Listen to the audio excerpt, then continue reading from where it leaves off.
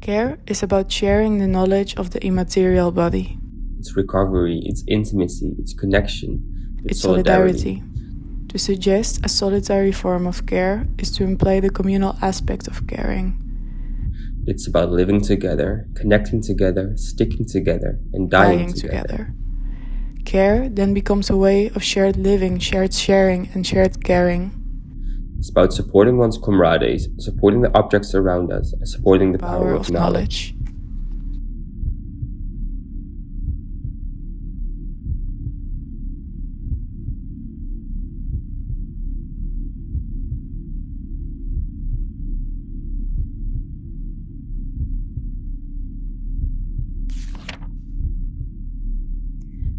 We care for crafts, handiwork, and sharing these skills.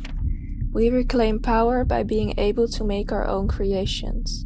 It gives us tools to exist out of the system and thus the conventional reality where carelessness reigns. Therefore, we use sharing knowledge and skills about handmaking to strengthen the relationships with not only each other but also our material artifacts.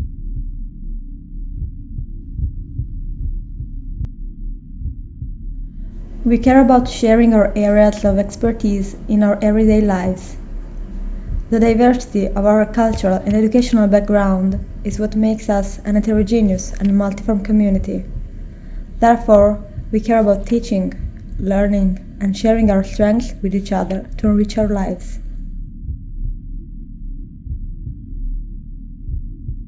We care about listening and giving voice to subculture communities. These groups differentiate from the dominant culture they belong to. Because of this, they unite and support each other within their community.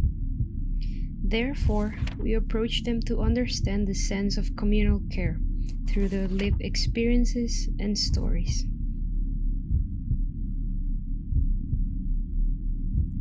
We care for community, kinship, and familiar bonds. The queer body is never alone. It is dependent on support, solidarity, and gossip. Therefore, we care for our comrades as a commitment to a line of deviation.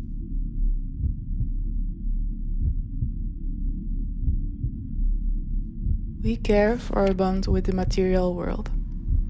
In exploring our relationship with material, we question the ways of Western society and explore how the objects that surround us can become carriers of stories and meaning. Therefore, we are able to connect with each other through the objects we share.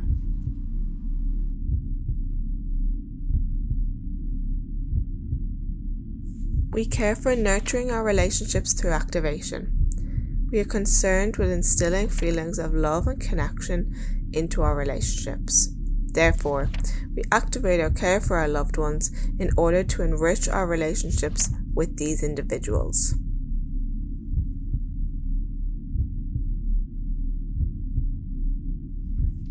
We care for words, sayings, and stories told by our beloved ones.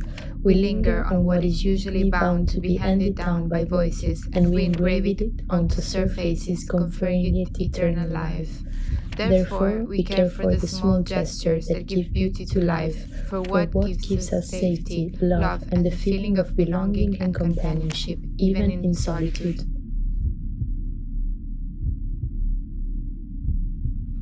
Care could have been tackled a million different ways, as it is a big concept.